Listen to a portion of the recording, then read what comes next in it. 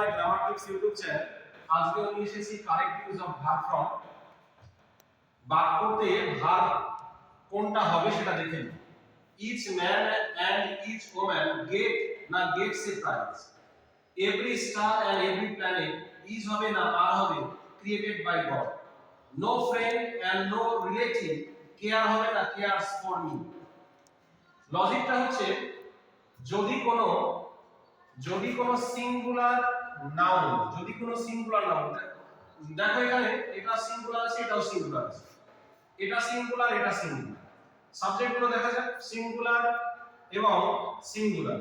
যদি দুটো singular subject and দ্বারা যুক্ত থাকে, দুটো সাবজেক্ট সেটা সিঙ্গুলার হতে হবে এবং সেটা এন্ড দ্বারা যুক্ত হতে হবে।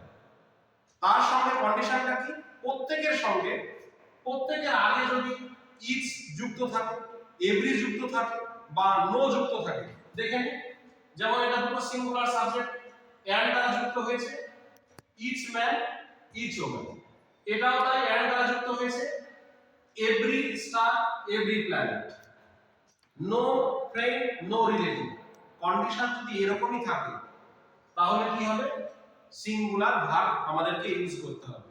আরো একবার বলি, যদি দুটো সিঙ্গুলার সাবজেক্ট এন্ড দ্বারা যুক্ত থাকে এবং তাদের আগে যদি ইচ থাকে অথবা এভরি থাকে অথবা নো থাকে তাহলে কিন্তু সিঙ্গুলার ভার্ব বসবে।